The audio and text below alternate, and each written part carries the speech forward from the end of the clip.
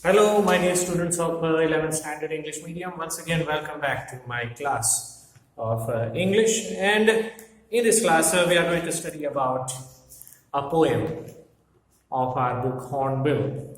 The name of the poem is a photograph which has been written by Shirley Tolson.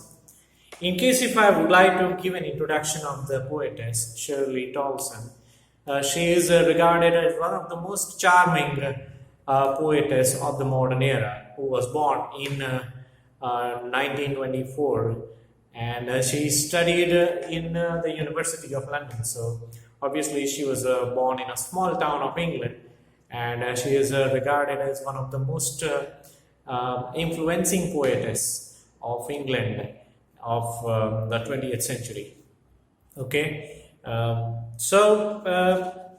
like she possesses the inhuman quality of writing the poems based on human nature and the fast changing human lives. Okay, so this particular poem also reflects the similar philosophy.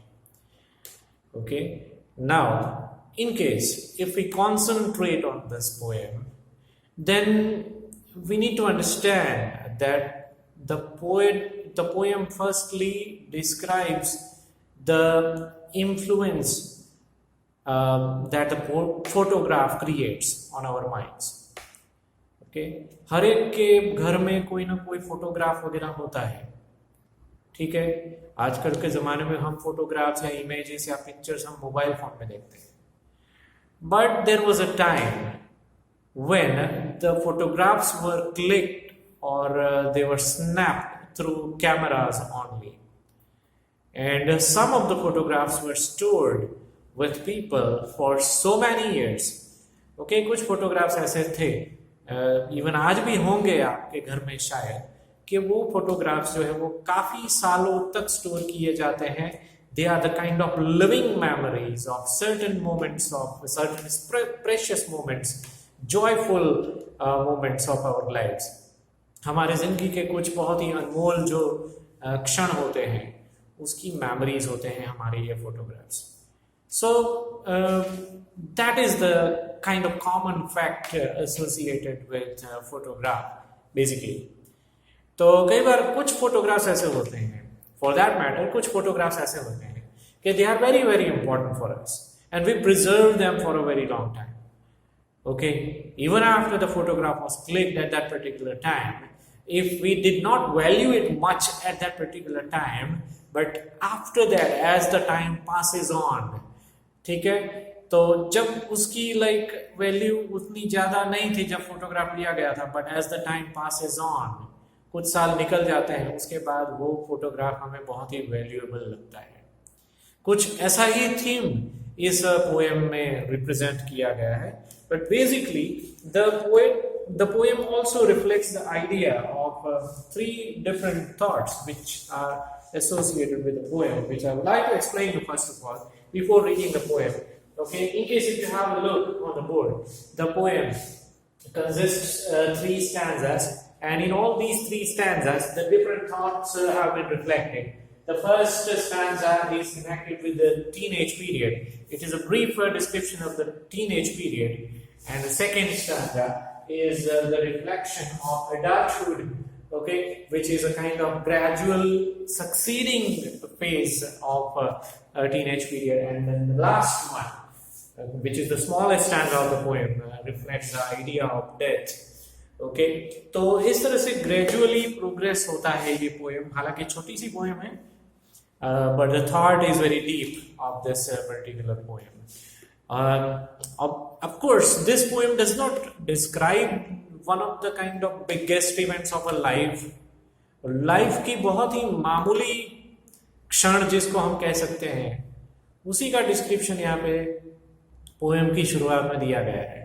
But as the poem advances, we come to know about a common philosophy which is associated with everybody's life, is that the human life is kind of fast changing. As I have already mentioned on the board, हमारी life जो है वो fast changing human life हम कह सकते हैं. हमारी life में बदलाव जो है वो बहुत जल्दी आता है.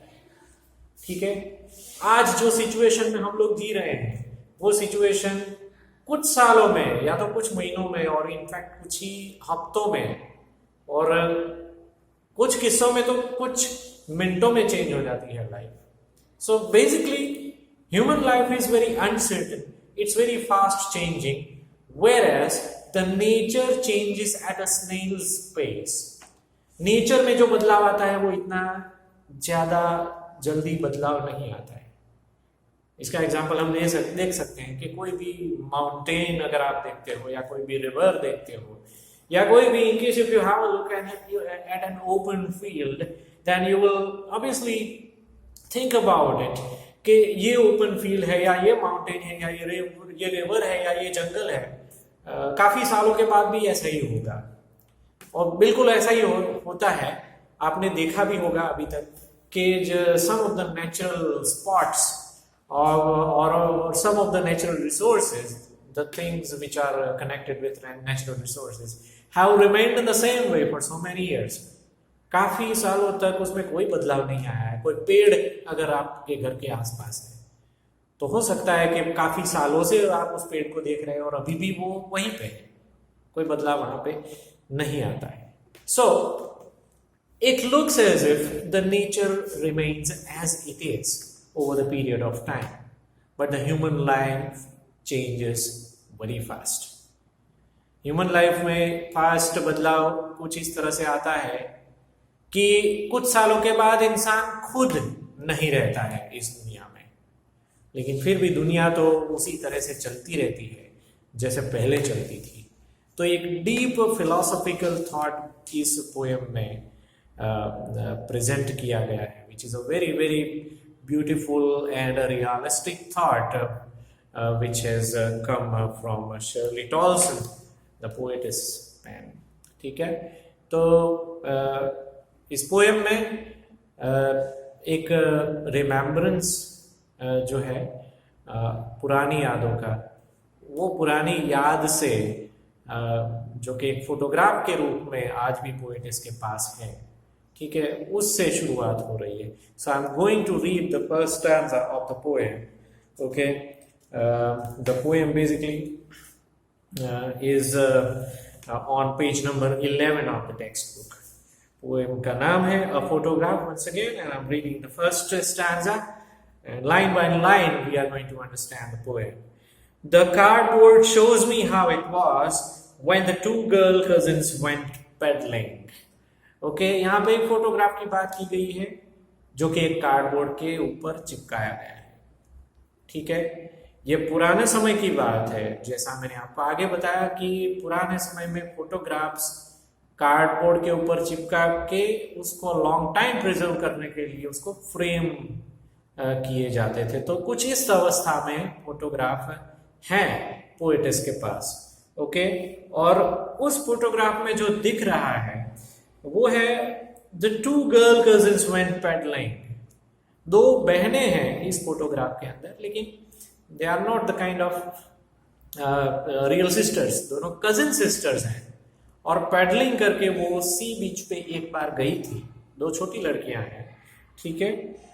So each one holding one of my mothers है. यहाँ थर्ड लाइन में एक तीसरे कैरेक्टर का भी एडिशन हो रहा है कि ये दोनों लड़कियां जो है उन्होंने मेरी मदर का हाथ पकड़ा था. मेरी यानी कि पोएटिस की मदर की यहाँ पे बात कर रहे हैं. तो काफी पुरानी पिक्चर है, उस समय की पिक्चर है जब पोएटिस खुद इस दुनिया में नहीं थी, क्योंकि उनकी मदर जो है उनकी उम्र ही छोटी थी, वो खुद एक छोटी लड़की थी. ठीक है, तो तीनों में सबसे बड़ी लड़की पोएटिस की मदर थी जिसका हाथ ये दोनों कजिन्स ने पकड़ा है. ठीक है, और यहाँ पे मैं आपको नाम बता देता हूं कि दोनों कजिन्स के नाम भी सेकंड स्टैंजा में दिए गए हैं. उनके नाम है, एक का नाम बेटी है, दूसरी लड़की का नाम डॉली है, जिन्होंने पोएटिस की मदर का हाथ पकड़ा है.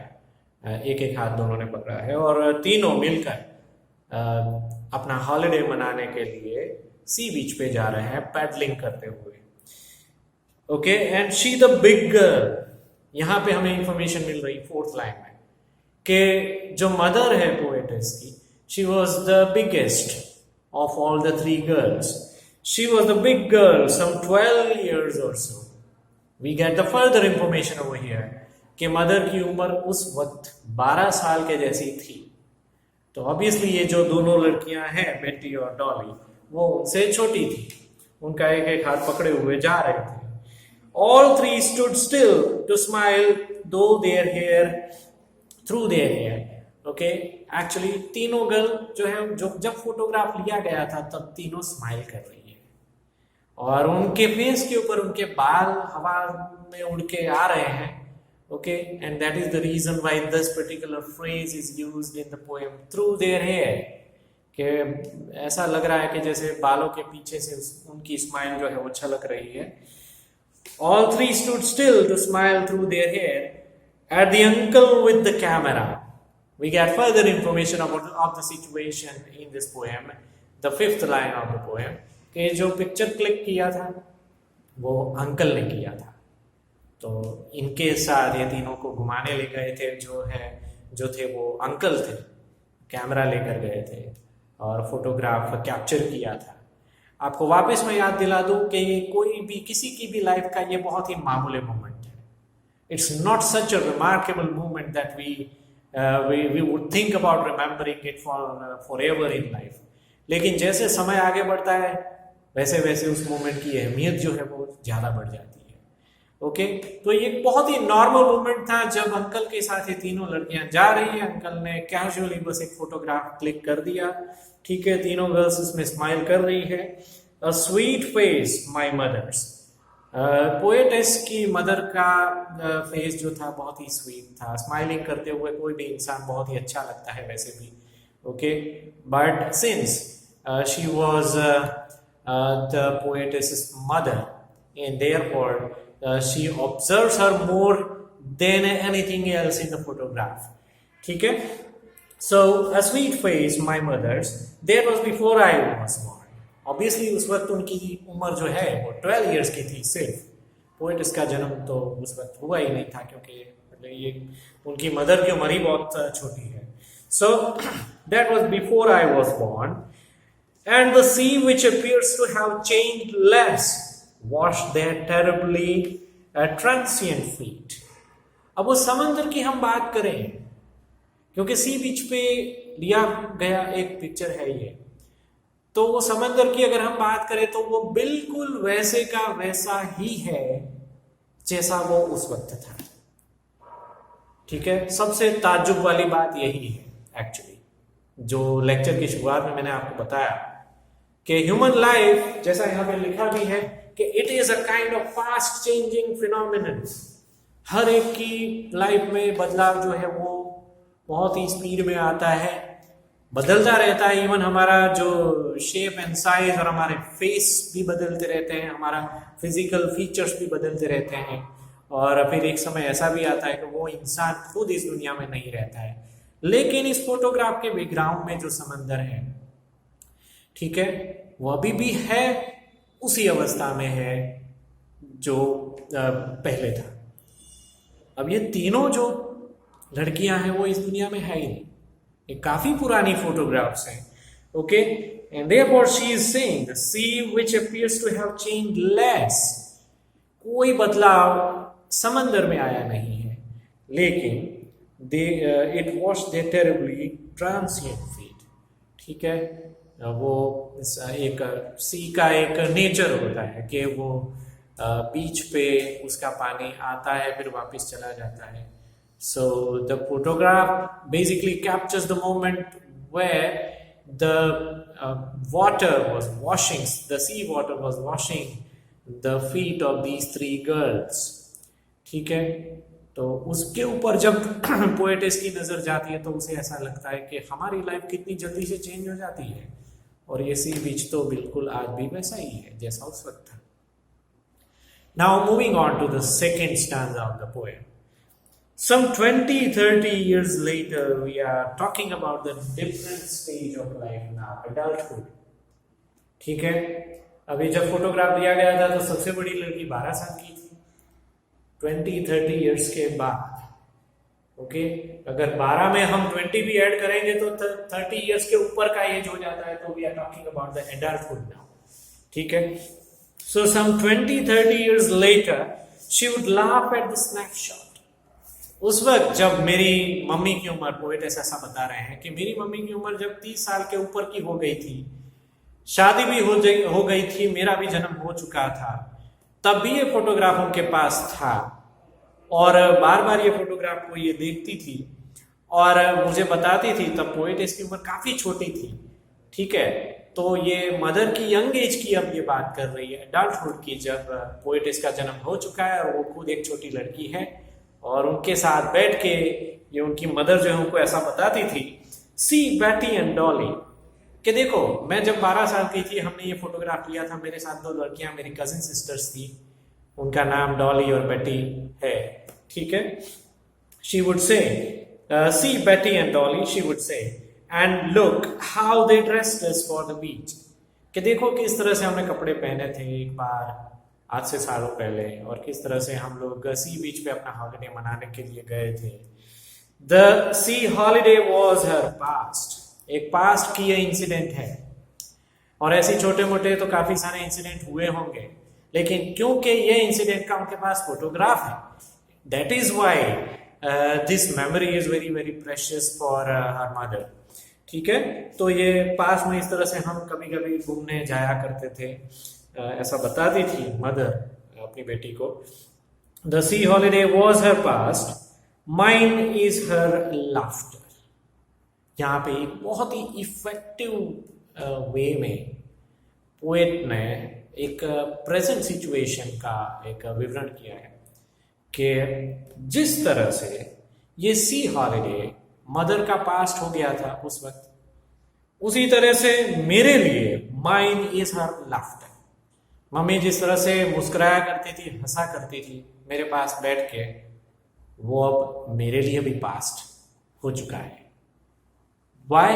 Because so many years have passed since that incident. Okay? और अब तो मदर भी इस दुनिया में नहीं है। Therefore she has written, mine is her laughter. उसकी हंसी, यानी कि मम्मी का जो लाफ्टर है वो अब मेरे लिए भी पास्ट हो गया है। both rive with labor is of loss. तो जो लॉस हम फेस कर रहे हैं एक्चुअली, ठीक है, इंसान जो है वो अपनी लाइफ में जैसे जैसे आगे बढ़ता है वैसे वैसे काफी कुछ चीजें गेन करता है, लेकिन काफी चीजें हम गंवाते भी हैं। Let's say for example, in case if we talk about our own life, तो आप खुद भी, मैं बहुत ही श्योर हूं इस बात पे कि आप खुद भी ये चीज को फेस कर रहे होंगे कि आपकी उम्र धीरे धीरे जैसे बढ़ रही है। Right now you are living in the teenage period and you are slowly moving towards the adulthood also, okay? लेकिन आपको लगता होगा कि जैसे जैसे हम लोग जवान हो रहे हैं वैसे वैसे हमारे पेरेंट्स जो है वो ओल्ड हो रहे हैं। This is the common feeling that we all have in our life, ठीक है। So that is the reason why she has written the last line of this poem, the last line of the second stanza, and actually both rive with the labor ease of loss, okay?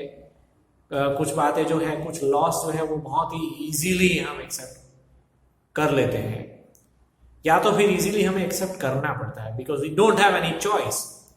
For some of the losses we do not have choice, उसका भरपाई हम किसी भी तरह से नहीं कर सकते, इसलिए उसको हमें एक्सेप्ट कर लेना पड़ता है, okay. So she knows it very well कि जिस तरह से मदर का ये पास था, उसी तरह से मेरे लिए मदर का जो लाफ्टर है वो भी अब मेरे लिए पास्ट हो गया है।